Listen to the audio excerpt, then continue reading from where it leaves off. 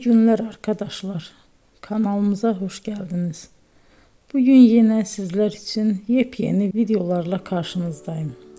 İki başarılı oyuncularımız Elçin Sangu ve Barış Ardus'tan güzel paylaşımlarını sizler için hazırladık.